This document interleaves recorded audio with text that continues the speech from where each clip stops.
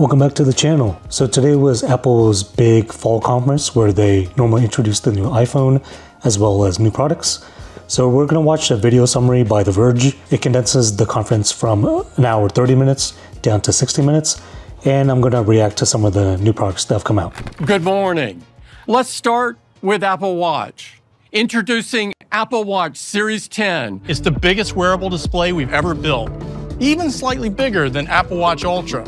So this is super interesting with the Apple Watch because if you're somebody that wanted the largest Apple Watch possible, before the only way to get that would be to buy the Ultra version, either the standard Ultra or the Ultra 2. Pretty cool that you can now buy the largest Apple Watch display without having to pay for the Ultra price. And compared to previous generations, it has up to 30% more screen area. Both the display and the case have more rounded corners and a wider aspect ratio. We made the display on Series 10 up to 40% brighter when viewed from an angle. We also developed wide-angle OLEDs to be extremely power efficient, which allows the display to update once a second in always-on mode instead of just once a minute, filling the screen with color second by second. It was designed to complement Series 10's new aluminum finishes, starting with jet black. It's our first ever polished aluminum finish for Apple Watch.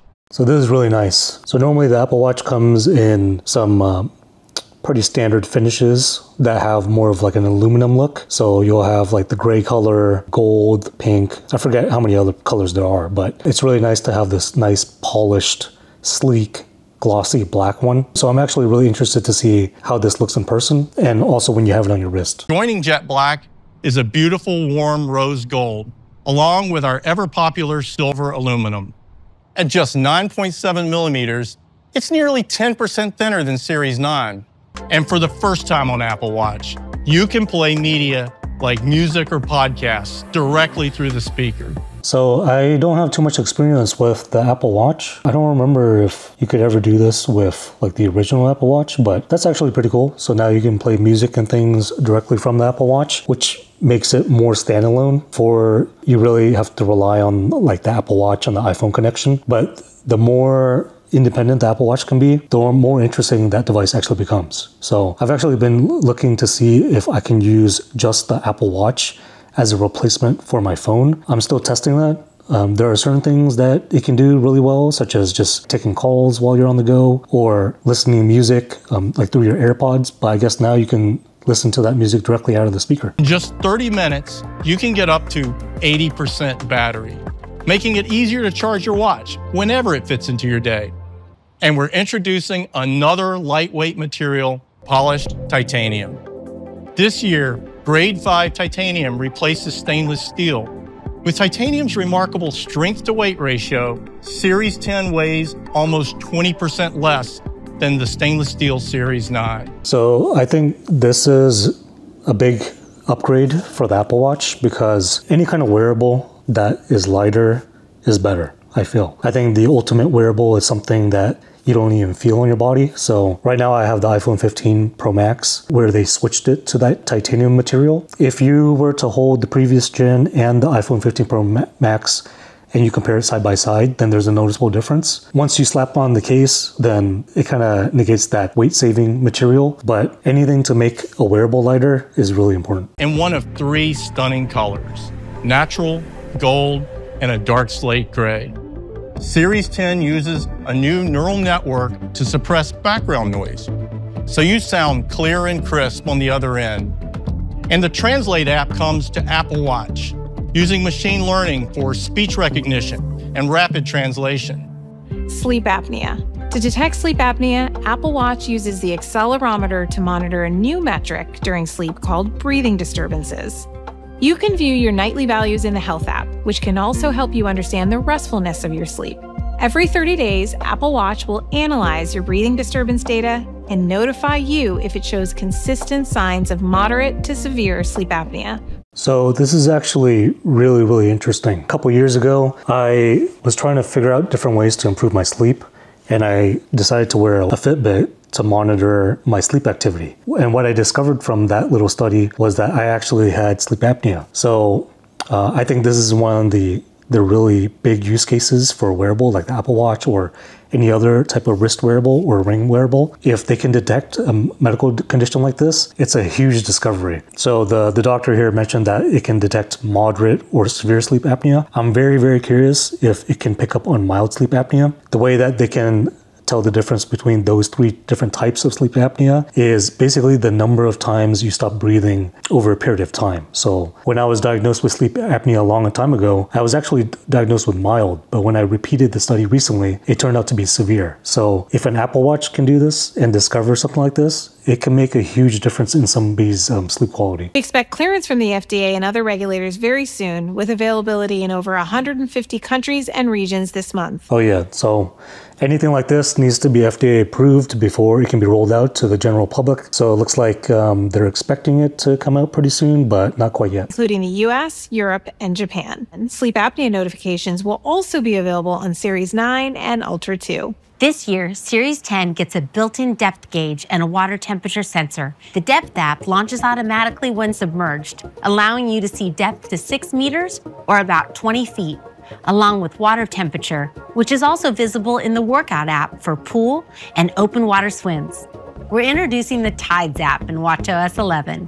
It shows 7 days of information, including rising, falling, high and low tides, sunrise, and sunset. This is pretty interesting. Even if you're not somebody that does sports activities, even for something as simple as wanting to monitor the tides so that you can go out and play in the tide pools, I think this is actually really interesting. That way you don't have to pull up another resource like a website to look up that information. So now you can just look at it on your watch. And there's data for coastlines all over the world. For kayakers, canoers, and rowers, the Workout app now shows distance, speed, and gives you a route map. And with the Paddle Logger app, you can create a float plan and rely on haptic feedback from your Apple Watch to stay on course. That's Apple Watch Series 10. Apple Watch Series 10 starts at $399. You can pre-order starting today, and it will be available on September 20th. Ultra 2 is now available in a gorgeous satin black, available in both natural and black. Oh, I'm very jealous about this.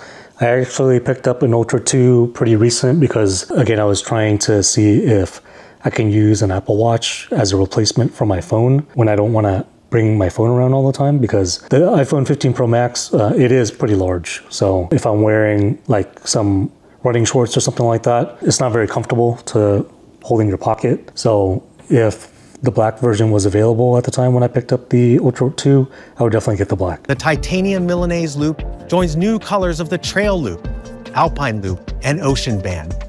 That's Apple Watch Ultra 2. Apple Watch Ultra 2 starts at $799.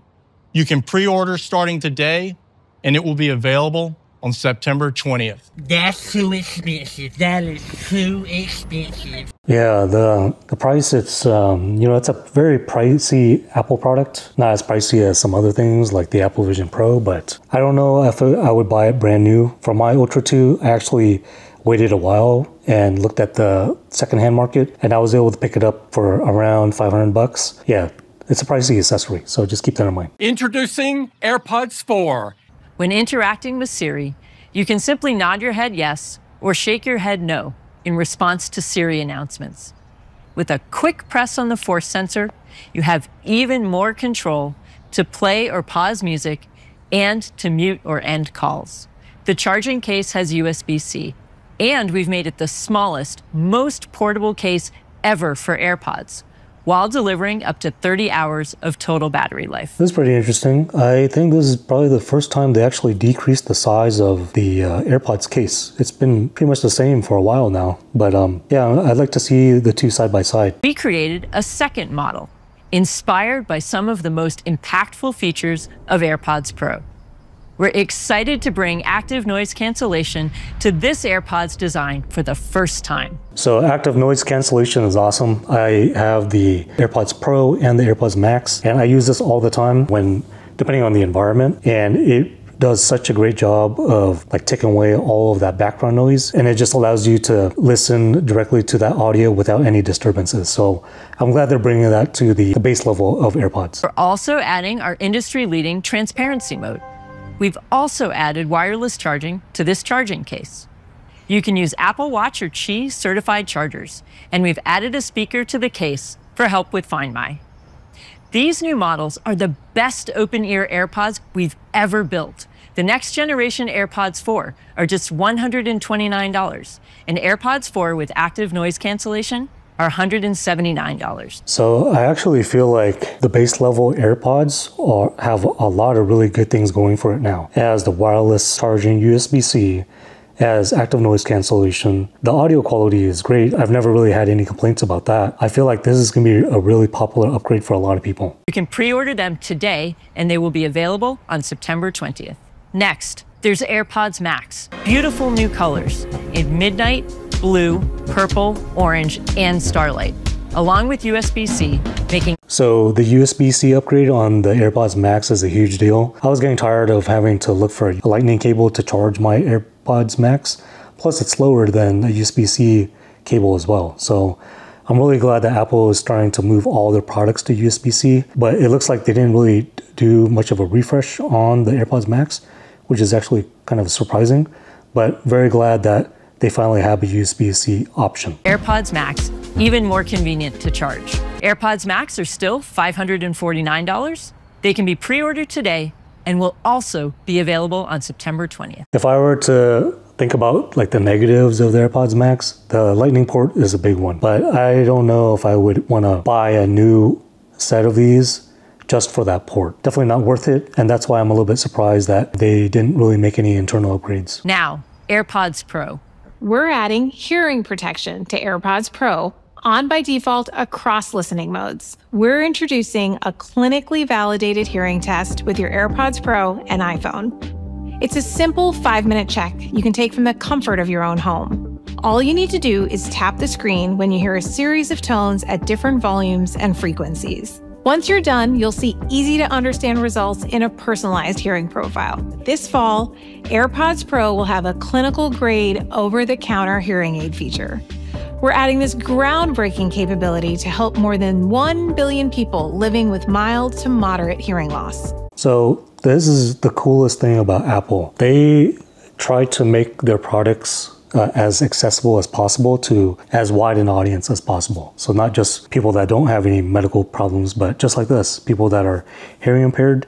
Now there's going to be an AirPod Pro that also serves as a hearing aid, which is amazing. I love this company. I love how they are health advocates. They really try to make things easier and open for people that might have some kind of health condition. And I really think that they're leading the market in this area. This is kind of the reason why I'm an Apple fanboy and I buy their products all the time, because something like this is so awesome. And then especially for me as a healthcare provider, seeing a tech company wanting to invest their time and money into things like this, they don't have to do it, but then they think that is a worthy cause. It's going to help a lot of people. I think it's fantastic. After you take a hearing test, your AirPods Pro are transformed into a personalized hearing aid, boosting the specific sounds you need in real time, like parts of speech or elements within your environment. We are so excited for these updates coming to AirPods Pro 2. We expect to receive clearance from the FDA and other regulators soon, with availability of the hearing test and hearing aid features this fall in over 100 countries and regions, including the US, Germany, and Japan. These features will be available in a software update coming to AirPods Pro 2 and iOS 18. Now one thing that The Verge didn't show was the price of the AirPods Pro. I'm very interested to see the comparison in cost between this new version of the AirPod Pro that has the hearing aid feature versus a standard hearing aid. I've seen some posts about it online, and what I saw was that hearing aids aren't cheap. And I think this may be the cheapest hearing aid option when it comes out. Talk about iPhone. New rich colors, ultramarine, teal, and pink. Together with white and black, they create a bold new palette. Up to 2,000 nits when you're in a sunny environment. Well, let me just go back a second right here. These colors are much bolder. So look at that pink. That's a really vibrant pink. The blue looks really nice. So I hope they have that on the Pro too. I think that might be my new color. Palette. Up to 2,000 nits when you're in a sunny environment and down to 1 nit in the dark. iPhone 16 now has the customizable action button, allowing you to perform a variety of functions with just a press. You can record a voice memo, identify a song, or translate a phrase. This might be a very unpopular opinion, but I wasn't really a big fan of the action button because what they had to do was they introduced this, but they took away a dedicated mute or silent button. And I found that I still use the mute and silent button a lot. I know that you can assign that function to the action button, but I really wish that they kept the mute silent button as a separate button, and then also had the action button where you can introduce other gestures to that. You know, it's nice that the standard iPhone 16, the baseline models are getting it too, but I'm not really interested in the action button at all. The camera control provides instant, easy access to the camera with just a click. So we're bringing our latest breakthroughs and jumping 2 generations ahead, from A16 Bionic in iPhone 15 to A18, our brand new chip created specifically for iPhone 16. They did this with the recent iPad Pro launch as well, where people were expecting the iPad Pro to have the M3 chip, and then they made a huge leap in performance, and now the iPad Pro is like the fastest chip that was in any Apple device at the time. So let's see what they're doing with this one, A16 to A18. This neural engine is up to 2 times faster for machine learning. It is up to 30% faster than the CPU in iPhone 15. So 30% faster than the iPhone 15, that's a huge upgrade, especially now that they're introducing AI features in the latest iPhone. You're gonna need as much CPU power as possible. So I don't think anybody's ever complained that the CPU was too fast. So up to 60% faster than the CPU in iPhone 12, and can deliver the same performance using 30% less power. 30% less power than the A16 Bionic. So this is awesome too, because this tends to lead to better battery life. Less power. Apple Intelligence is the personal intelligence system at the heart of the iPhone 16 lineup, with the ability to understand and create language, as well as images, and take action on your behalf to simplify daily tasks. Apple Intelligence can unlock even more intelligence with private cloud compute. Private cloud compute maintains the privacy and security of your iPhone while giving you access to generative models much larger than what fits in your pocket today. Your data is never stored or shared with Apple. It's used only to fulfill your requests. And in a first for the industry, independent experts can continuously verify this privacy promise. So I like that Apple is kind of leading the way with privacy for consumers. I think this is awesome. Yeah, not much to say other than I think everybody's for this, and it seems like other companies are taking the same approach, but Apple is really leading the way with this. Starting with writing tools. We're deeply integrating them into iOS, making them accessible virtually everywhere you type. So you'll be able to rewrite hastily written notes into... This is really cool. I've been using iOS 18 beta for a while now. I haven't really played with too much of the AI features yet. I've seen a little bit of it throughout the UI, but taking some basic notes and then having the AI have a more complete paragraph like this is awesome. Polished dinner party invite. And you'll be able to create new emoji simply by typing a description, giving you the perfect response for your group thread. I like this as well. It takes a long time to make custom emojis, so this is awesome. I think this will be something really fun to play with. In Mail, it'll be easy to quickly survey your inbox. Instead of seeing the first couple lines of your emails, you'll see summaries that convey the most useful information. So that is something that I've been playing with in iOS 18 beta. At least for me personally, I would rather see the complete messages rather than like a summary like this. I found that even though I could see the summary, I still click into the message to see it in more detail. It didn't really help me filter through my messages as much, but maybe I need to play with it a little bit more. But just from my brief use of it in iOS 18, I didn't feel like that was really too useful. Your notifications will be summarized too, helping you quickly get the gist. And priority notifications will be placed at the top of your stack, so you won't miss a last-minute invitation. And Siri will gain on-screen awareness. So when your friend texts you about a new album, you'll be able to simply say, "Play that." That's really awesome. Makes it really easy. One of my favorite features on the Google phones was how it was able to automatically detect music that was just playing in the background and show the track on the screen. So the fact that the new iPhone can just pick up on somebody writing the name of the album and just say, "Play that," that's pretty cool. And it will be able to take hundreds of new actions in your apps, like updating a friend's contact card with his new address, or adding a set of photos to a specific album. You'll be able to simply say, send Erica the... It is with great urgency that we bring you these following messages. Sorry for the interruption, everybody. Had to put the kids down for bed.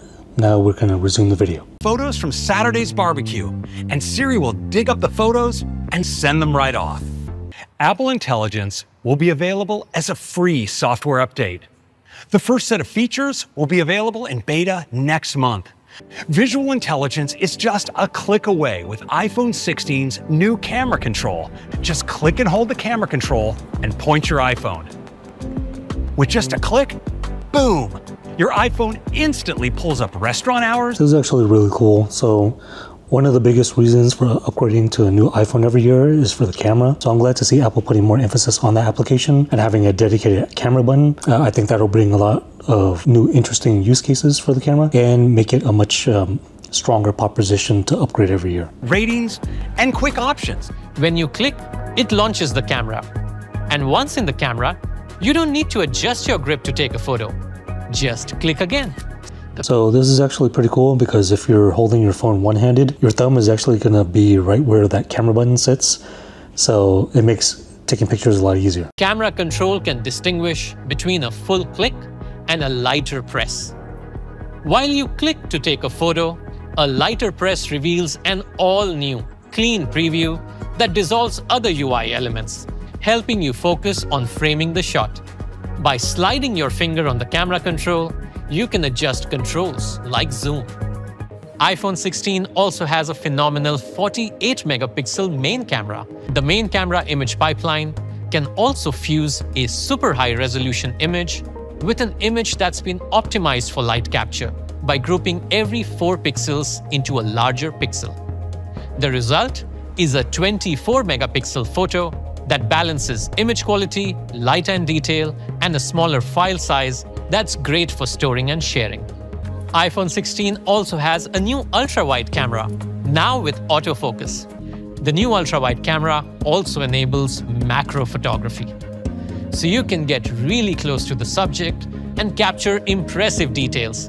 Like on this frog's skin, the new camera design enables us to get stereoscopic information from the ultra-wide and fusion cameras for capturing spatial videos. And for the very first time on iPhone, two things. The ultra-wide camera, I found that I don't really use that function very much. I guess because I don't really take too many landscape photos. Plus it skews the image a lot too, especially if you're taking pictures of people. So I would much rather have a better zoom rather than an ultra-wide. But I do like the fact that you could take macro pictures with it. So that's really cool. Now, spatial video. Before, the only way that you can do that is on the Pro level phones. Now you can do this on the baseline. We can also capture spatial photos. The redesigned Photos app can automatically organize your library into beautiful and useful collections. Actually, I'm going to go back. I wasn't sure if it was spatial video or just pictures. Enables macro photography. So you can get really close to the subject and capture impressive details. Like on this frog's skin, the new camera design enables us to get stereoscopic information from the ultra-wide and fusion cameras for capturing spatial videos. And for the very first time on iPhone, we can also capture spatial photos. So actually, yeah, you could do spatial video. So before only on the Pro, but now you could get it on the baseline iPhones as well. The redesigned Photos app can automatically organize your library into beautiful and useful collections, like groups of your favorite people, trips, and so much more. So this was one of the big announcements during WWDC. It was a revamp of the Photos app, but I found that I actually don't use this bottom portion of the Photos app very much. I still stick to the top portion where you have the grid of photos. I think over time, maybe I'll kind of dive deeper into these bottom categories, but I just feel like it requires you to scroll more to get to where you need to go. I find myself just kind of sticking to the top. I'm actually interested in hearing from you guys whether you like the new redesign or you're okay with the previous design of the app. The Photos app is now customizable, so you can reorder collections and pin the ones you access frequently. With Cleanup coming with Apple Intelligence, you can easily remove distracting objects in photos, even their reflections and shadows. This is really cool. It makes editing on the go really fast in native Apple applications. I know that other applications can already do this, but it's nice to do everything within the native apps without having to switch out. iPhone 16 features so many exciting camera upgrades. And that's iPhone 16. They still start at just $799 for iPhone 16 and $899 for iPhone 16 Plus. So the pricing on these baseline phones, I feel like they're pretty high. It's too expensive. I kind of wish that there was a more budget option that had like these modern specs, but I can understand the price point because they're bringing a lot of pro features down to the base level phones now. But I feel like if you're gonna pay $800 already for an iPhone, you might as well go to a Pro at that point because it's probably only gonna be $200 to $300 more. Talk about our Pro models. They're even larger at 6.3 inches on iPhone 16 Pro and 6.9 inches on iPhone 16 Pro Max. With larger displays, ProMotion with adaptive refresh rates up to 120 Hz, always on for important information at a glance, and amazing durability with our latest generation ceramic shield. iPhone 16 Pro comes in 4 stunning finishes: a darker black titanium, a brighter white titanium, natural titanium, and a beautiful new desert titanium. So when I bought the iPhone 15 Pro Max, I went with the natural titanium. I think I'm going to go with the black this time. I kind of wish that they had more fun colors with the Pro line, but I can understand that they want this to look more professional, more pro, but that just makes the baseline models more interesting. This is A18 Pro. It's even faster and more efficient than A18. A18 Pro also has the new 16-core neural engine that powers amazing on-device performance for Apple Intelligence. A18 Pro also has advanced media features that are available only on our Pro models, like the new advanced display engine for ProMotion and Always On. A18 Pro also enables faster USB 3 speeds and ProRes video recording. iPhone 16 Pro has a new 48-megapixel Fusion camera. The new 48-megapixel Fusion camera has a second-generation quad-pixel sensor that can read data 2 times faster, enabling zero shutter lag for 48-megapixel Pro RAW and HEIF photos. So we are introducing a new 48-megapixel ultra-wide camera. Now, I think one of the biggest complaints about the ultra-wide was the resolution. So curious what the samples of this ultra-wide camera will look like. If it looks really sharp, like the main camera, I think that will be really interesting. But again, I really don't use the ultra-wide very much. I would much rather see like a better zoom if possible. It has a new quad-pixel sensor for high-resolution shots with autofocus. The 5x telephoto camera with our longest focal length is a huge hit. Camera control will be updated later this year. 5x is pretty cool, but you know, I would definitely give up the ultra-wide option if they were able to give us like a 10x telephoto lens. I use the zoom lens all the time. You can take really interesting shots with it, but that's just me. The 2-stage shutter that can automatically lock focus and exposure on the subject. We can understand skin tones and locally adjust color, highlights, and shadows all in real time, which allows us to push the creative range further. You can further personalize all of the styles with a new, simple control pad that simultaneously adjusts tone and color. With the power of A18 Pro, you can see the style applied during live preview. Introducing 4K at 120 frames per second, delivering our highest resolution and frame rate yet for incredible slow-mo. It's made possible by the faster sensor of the new 48-megapixel Fusion camera and the high transfer speed of the Apple camera interface. You can also capture 4K 120 ProRes and log directly to an external storage device. We're also enabling spatial audio capture during video recording for a more immersive experience when listening with AirPods or watching your spatial videos on Apple Vision Pro or even your home theater setup. Audio Mix uses machine learning to identify and separate background elements from speech. The in-frame mix isolates the voice of the person on camera so you don't lose that perfect take. We also have a really... That's actually pretty interesting. I feel like these iPhones are just getting better and better at becoming tools for professional filmmakers. I'm definitely not professional, but I just think it's so cool that you're able to get this type of quality in a device that just fits in your pocket. We'll update to voice memos coming later this year. Voice memos plays the guitar track through the iPhone speakers, while simultaneously... We interrupt our program to bring you this important message. Alright guys, I'm back. It's taken me 3 attempts to watch this one 16-minute video. That's family life, guys. There's all kinds of interruptions, but that's the whole reason why I can't watch like an entire Apple keynote anymore. Normally I really enjoyed watching those because it's just fun watching the news, knowing that everybody else is tuning in to the news at the same time. But nowadays it's really hard to watch those, so I'm stuck watching these recaps that these tech organizations make. I'm really glad that they are able to do this for people, but just to let you guys know the effort that this took, I had to film this in 3 separate parts. So let's finish this up. Simultaneously recording your voice. I use voice memos all the time. I played with a lot of different types of voice recorders, and I actually think that the iPhone voice recorder is one of the best. I've tried recording on more professional mics, and I found that the iPhone voice memo quality is actually very, very good at picking up your voice, making it sound clear, and tuning out the background noise. So let's see what kind of changes they made to the new voice memo app. Track through the iPhone speakers while simultaneously recording your voice.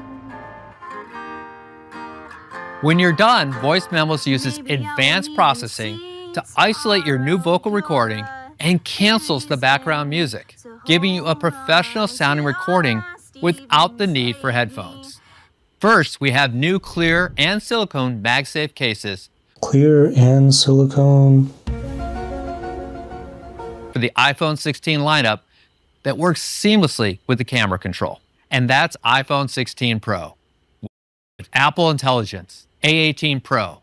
They start at just $999 for iPhone 16 Pro and $1199 for iPhone 16 Pro Max. So this is where that price difference comes in when I was talking about. The baseline iPhone 16 starts at $799, the Pro starts at $999, $200 difference, and you get a lot of perks that are only available on the Pro line, especially the faster chip too. I feel like there's not much of a difference between those two price points. So I gotta think about it some more and probably get some hands-on time with both versions, but I just feel like the price gap is so small that it's hard not to buy the Pro when the baseline starts at $799 already. All new iPhone 16 models will be available for pre-order on Friday. And that really nice neon, I don't even know what you call it. It's like a neon blue or a blue purple color. That color looks so cool. Like I wouldn't mind having a Pro version of that. And will be available in stores next week on September 20th. Thanks for joining us.